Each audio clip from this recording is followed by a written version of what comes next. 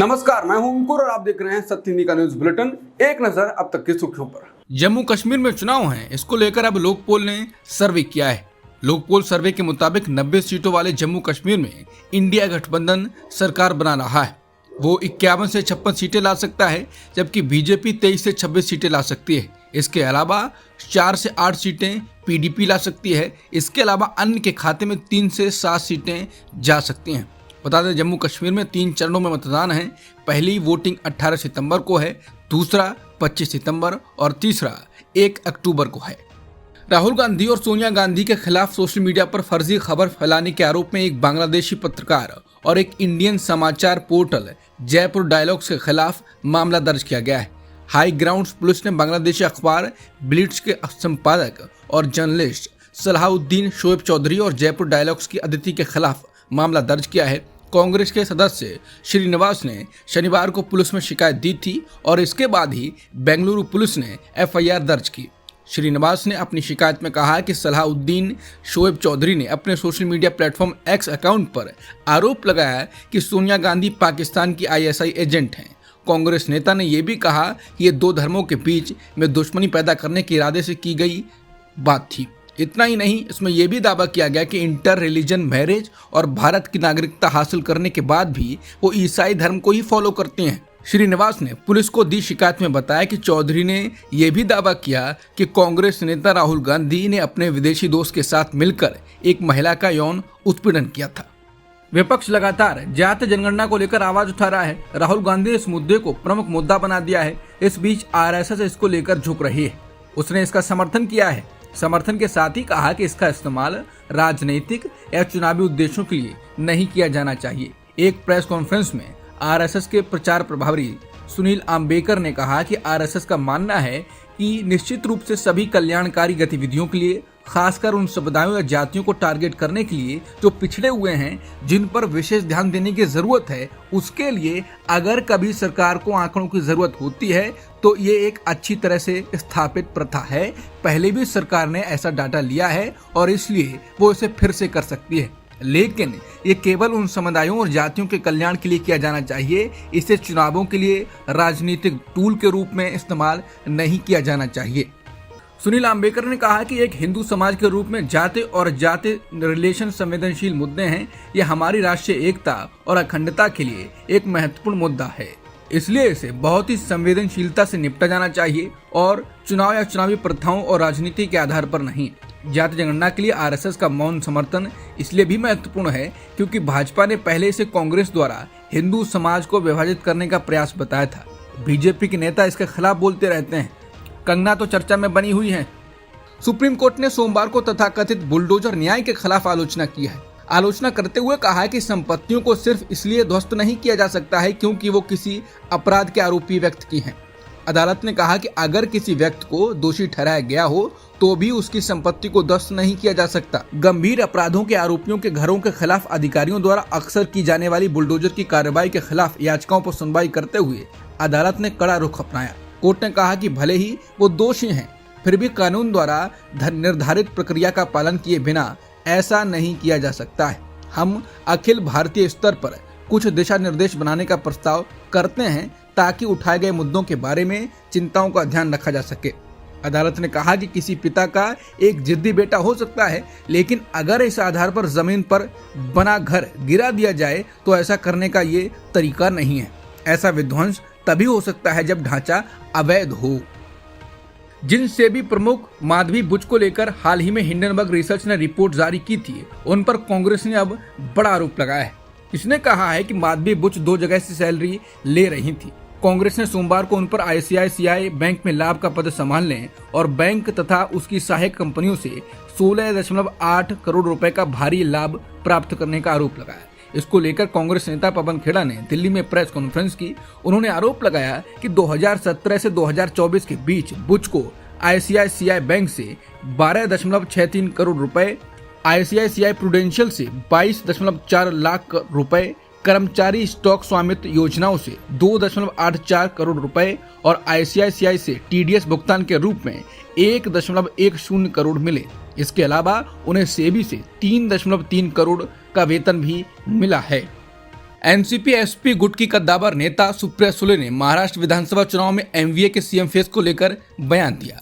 उन्होंने कहा कि महाराष्ट्र विधानसभा चुनाव के बाद राज्य में बीजेपी की सरकार बनना मुश्किल है, यहां एमवीए सरकार बनाएगी। वहीं एमवीए की तरफ से मुख्यमंत्री बनने के सवाल पर सुप्रिया सुले ने कहा कि उद्धव ठाकरे या फिर कांग्रेस का कोई नेता सीएम बन सकता है, हमारी पार्टी सीएम के रेस से बाहर है, हमें किसी पद में रुचि नहीं है।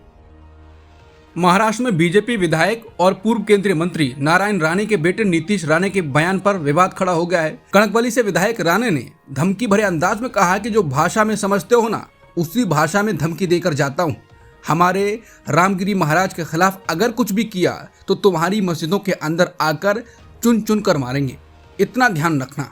नीतीश राणे ने कहा कि तुम्हें अगर कौम की चिंता होगी तो हमारे रामगिरी महाराज के खिलाफ कुछ भी नहीं बोलना, वरना वो जबान हम कहीं पर नहीं रखेंगे। इसके बाद लोग कह रहे हैं कि खुलेआम सांप्रदायिक तनाव पैदा करके महाराष्ट्र का चुनाव लड़ेगी बीजेपी। महाराष्ट्र के अहमदनगर जिले में भड़काऊ भाषण देने के आरोप में भाजपा विधायक नीतीश राणे के खिलाफ केस दर्ज किया गया है। नीतीश राणे पर एक विशेष समुदाय के खिलाफ भड़काऊ भाषण और धमकी देने का आरोप है।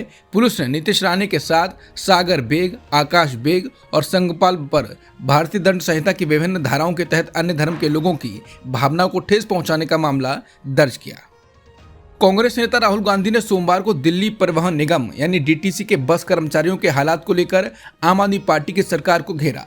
उन्होंने कहा कि डीटीसी बस ड्राइवर भारी मन से पूछ रहे हैं कि अगर वो पक्के नागरिक हैं तो उनकी नौकरी कच्ची क्यों है। उन्होंने कहा कि कॉन्ट्रैक्चुअल मजदूरी ने एक बड़ी जिम्मेदारी के काम को मजबूरी के मुकाम पर पहुंचा दिया है। बता दें, आम आदमी पार्टी और कांग्रेस दोनों ही इंडिया गठबंधन का हिस्सा भी हैं। राहुल गांधी लगातार समाज के हर तबके के लोगों से जाकर मुलाकात कर रहे हैं। कभी उन्हें किसी मोची से जाकर मिलते हुए देखा जा सकता है, कभी वो कुली से मिलते हैं। पिछले हफ्ते बुधवार को वो दिल्ली में डीटीसी बस ड्राइवरों से मिले थे। इस दौरान उन्होंने ड्राइवरों के साथ साथ कंडक्टर्स के साथ भी बात की थी। केंद्रीय सड़क परिवहन एवं राजमार्ग मंत्री नितिन गडकरी ने आज एक बार फिर राज्य वित्त मंत्रियों को मशविरा दिया है। इससे पहले भी वो टाइम टाइम पर कुछ ना कुछ सलाह या सही करने के लिए कहते रहते हैं।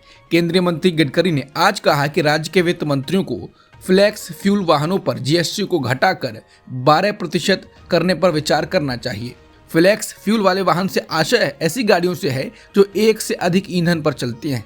सामान्य तौर पर ये वाहन पेट्रोल के अलावा एथनॉल या मेथनॉल मिश्रित पेट्रोल पर भी चलते हैं। टीएमसी ने 3 बंगाली टीवी न्यूज चैनलों का बाइकआउट किया है। 3 टीवी चैनल हैं एबीपी आनंदा, रिपब्लिक और टीवी 9। इन चैनलों पर बंगाल विरोधी एजेंडे का प्रचार करने का आरोप लगाया गया है। टीएमसी ने कहा है कि इस चैनल पर जो लोग आते हैं वो टीएमसी के समर्थक बताए जाते हैं और उनसे बुलवाया जाता है। टीएमसी ने लोगों से कहा कि वो गुमराह ना हो क्योंकि वो पार्टी द्वारा अधिकृत नहीं है। आम आदमी पार्टी ने सोशल मीडिया पर दावा किया है कि उसके विधायक अमानतुल्लाह खान को ईडी ने हिरासत में ले लिया है। आपने अपने एक्स अकाउंट पर एक वीडियो पोस्ट किया है।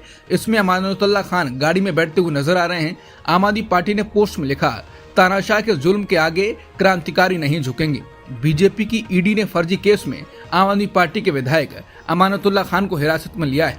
बीजेपी वाले हमें जितना दबाने की कोशिश करेंगे, हमारी आवाज उतनी मुखर होगी। दिल्ली शराब नीति से जुड़े मनी लॉन्ड्रिंग मामले में सुप्रीम कोर्ट ने सोमवार को आम आदमी पार्टी के पूर्व कम्युनिकेशन हेड विजय नायर को जमानत दे दी।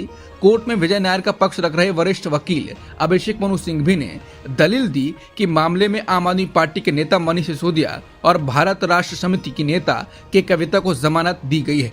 बता दें, दिल्ली हाई कोर्ट ने पिछले साल जुलाई में विजय नायर को जमानत देने से मना कर दिया था। कोर्ट ने सोमवार को राज्यसभा सांसद स्वाति मालीवाल से मारपीट मामले में वैभव कुमार को जमानत दे दी है। वैभव कुमार को कुछ शर्तों के साथ सुप्रीम कोर्ट से ये राहत मिली है। वैभव कुमार की जमानत याचिका पर सुनवाई के दौरान सुप्रीम कोर्ट ने अहम टिप्पणी की। सुप्रीम कोर्ट ने कहा कि आरोपी 100 दिन से अधिक से हिरासत में है। मेडिकल रिपोर्ट के मुताबिक ये साधारण चोट का मामला है। हालांकि दिल्ली पुलिस ने सुप्रीम कोर्ट में वैभव की जमानत का विरोध किया। सुप्रीम कोर्ट ने सोमवार को शंभू बॉर्डर पर प्रदर्शन कर रहे किसानों की शिकायतों का समाधान करने के लिए पंजाब और हरियाणा हाईकोर्ट के पूर्व जज जस्टिस नवाब सिंह की अध्यक्षता में एक समिति गठित की। जस्टिस सूर्यकांत और जस्टिस उज्जवल भुइयां की बेंच ने समिति को 1 सप्ताह के भीतर अपनी पहली बैठक बुलाने का निर्देश दिया। सुप्रीम कोर्ट ने कहा कि किसानों के मुद्दों का राजनीतिकरण नहीं किया जाना चाहिए और समिति द्वारा चरणबद्ध तरीके से इस पर विचार किया जाना चाहिए। आज चीन के एम्बेसडर ने बांग्लादेश जमात इस्लामी से मुलाकात की। बैठक के बाद जमात प्रमुख ने मीडिया से कहा कि बांग्लादेश के विकास में चीन एक बड़ा साझेदार है। हमें उम्मीद है कि भविष्य में बांग्लादेश यहां और अधिक निवेश करेगा। शफीकुर रहमान ने कहा कि हमने दोनों देशों के हितों से जुड़े मुद्दों पर बात की है। हमने चर्चा की है कि बांग्लादेश और चीन कैसे करीब आ सकते हैं, साथ मिलकर काम कर सकते हैं और शिक्षा और संस्कृति सहित सभी क्षेत्रों में आगे बढ़ सकते हैं। वहीं चीनी राजदूत ने कहा कि उन्होंने आज जमात इस्लामी के नेताओं से बातचीत की है। उन्होंने कहा कि बैठक में दोनों देशों के बीच संबंधों को मजबूत करने और विकास के कार्यों में सहयोग बढ़ाने पर चर्चा की गई। ताइवान के राष्ट्रपति लाई चिंग-ते ने कहा कि चीन सिर्फ उनको ही आंखें दिखाता है, जबकि वो रूस से अपनी जमीन वापस नहीं ले पा रहा है। ताइवानी मीडिया के साथ एक इंटरव्यू में लाई ने कहा कि चीन ताइवान पर दावा करता है। चीन को क्षेत्रीय अखंडता के बारे में इतनी ही चिंता है तो उसे 19वीं शताब्दी के आखिर में चीनी राजवंश द्वारा रूस को दी गई जमीन वापस लेनी चाहिए। ताइवान के राष्ट्रपति का ये बयान ऐसे समय आया है जब चीन ने उनके देश के खिलाफ बल प्रयोग के संकेत दिए हैं। खासतौर से लाई चिंग-ते के रुख पर चीन नाराजगी जताता रहा है। लाई को चीन अलगाववादी कहता रहा है। इजराइल में बिन्यामिन नेतन्याहू सरकार के खिलाफ विरोध प्रदर्शन हो रहे हैं। हजारों की संख्या में लोग सड़कों पर उतरे हुए हैं। ये प्रदर्शन गजा में बंधक बनाए गए 6 लोगों के शव मिलने के बाद शुरू हुए हैं। लोगों की मांग है कि प्रधानमंत्री बिन्यामिन नेतन्याहू की सरकार को बंधक की रिहाई के लिए हमास के साथ समझौता करना चाहिए। प्रदर्शनकारी तेल अवीव, यरूशलेम और अन्य कई शहरों में इजरायली झंडा अपने हाथों में लेकर निकले हैं। उनका कहना है कि पीएम नेतन्याहू और उनकी सरकार बंधकों की रिहाई के लिए हमास के साथ समझौता करने के लिए ज्यादा कुछ नहीं कर रही है। जर्मनी में दक्षिणपंथी पार्टी AfD यानी ऑल्टरनेटिव फॉर जर्मनी ने पूर्वी राज्य शोरेंजिया में ऐतिहासिक जीत दर्ज की है। इस पार्टी ने अप्रवासन के मुद्दे पर चुनाव लड़ा था। दूसरे विश्व युद्ध के बाद ऐसा पहली बार है जब कोई दक्षिणपंथी पार्टी जर्मनी में क्षेत्रीय चुनाव जीती है। बता दें, जर्मनी में 1 साल बाद आम चुनाव होने हैं। क्षेत्रीय चुनाव के जो नतीजे सामने आ रहे हैं वो चांसलर ओलाफ शोल्ज की गठबंधन सरकार के लिए चिंताजनक हैं। भारत के नीतीश कुमार ने पेरिस पैरालंपिक में देश को दूसरा गोल्ड मेडल दिलाया है। नीतीश कुमार ने पुरुष एकल बैडमिंटन की SL3 स्पर्धा के फाइनल में कड़े मुकाबले में ग्रेट ब्रिटेन के डेनियल बेथल को हराकर पैरालंपिक में पहली बार स्वर्ण पदक जीता। 3 साल पहले टोक्यो पैरालंपिक में इसी स्पर्धा में भारत के प्रमोद भगत ने गोल्ड मेडल जीता था। इस बार नीतीश कुमार ने यह खिताब अपने नाम किया। नीतीश कुमार ने डेनियल बेथल को पहले कभी हराया नहीं था। योगेश कथुनिया ने सोमवार को पेरिस पैरालंपिक में पुरुषों की डिस्कस थ्रो F56 स्पर्धा में सिल्वर मेडल जीता है। उन्होंने टोक्यो पैरालंपिक में भी रजत पदक जीता था। अब तक की सुर्खियों में इतना ही। बाकी खबरों के लिए बने रहिए सत्यहिंदी.com के साथ।